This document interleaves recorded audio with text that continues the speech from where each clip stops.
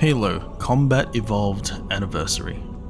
A game that holds a very special place in my heart almost 2 decades since its original release. When it comes to games, people play for a number of reasons. Some games you play because of the gameplay, some for the multiplayer and community, some because of the graphics and the beauty of the worlds, and some you play for the story.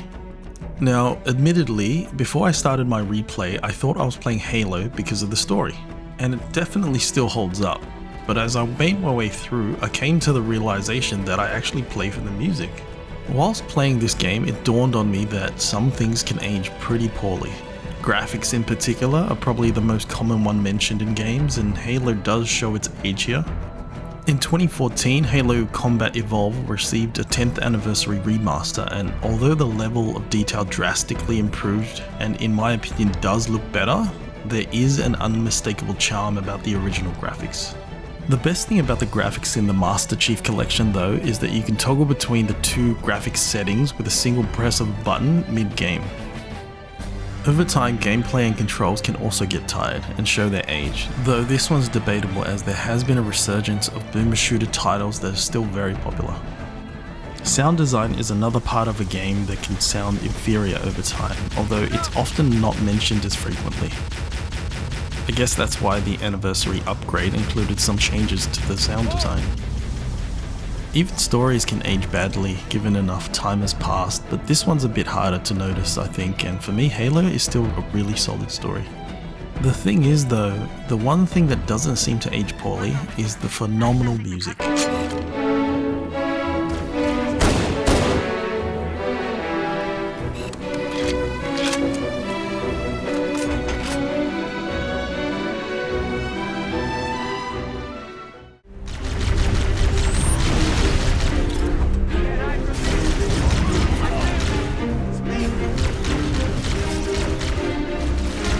It's an overused word today, but this is absolutely iconic.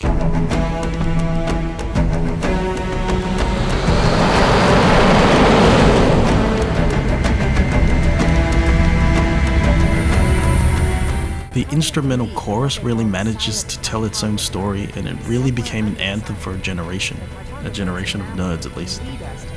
I only wish there was more of it throughout the game because you definitely feel it when the music fades out and you're left with just the gameplay sounds. Another thing I realized whilst playing Halo is how bad I am at this game. Now I'm not sure if I was always this bad or what difficulty I originally played on, but I did finish this game some decades ago.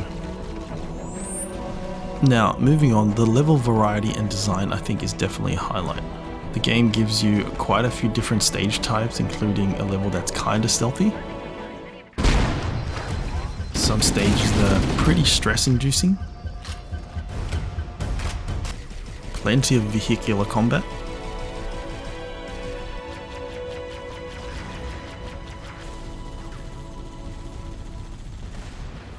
and of course, an awesome beach landing.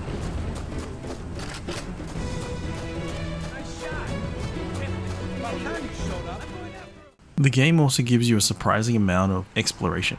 Unlike modern games though, it doesn't constantly mark your waypoints.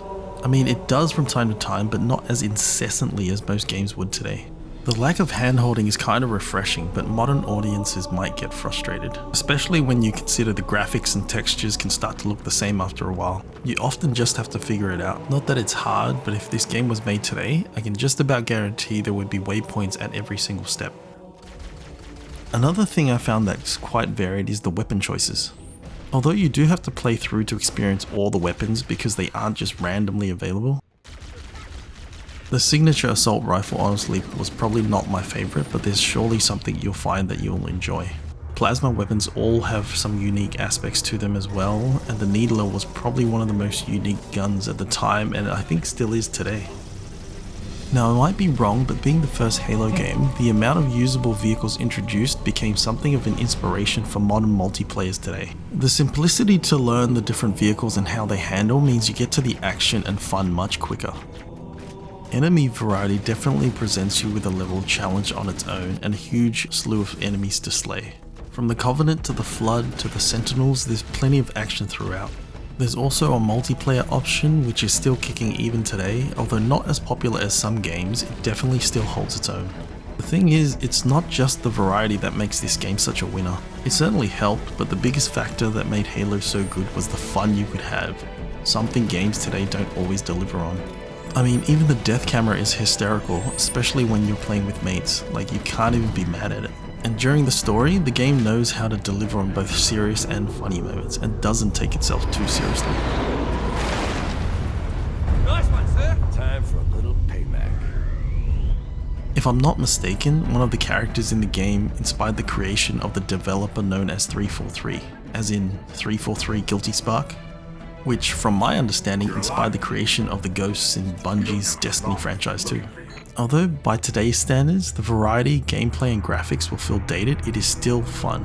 Halo is still a very special game and the music is honestly so timeless. I just wish there was more of it throughout the levels. Look, if you aren't too focused on graphics and want to experience the majesty of the soundtrack, Halo Combat Evolved Anniversary is worth playing in 2023.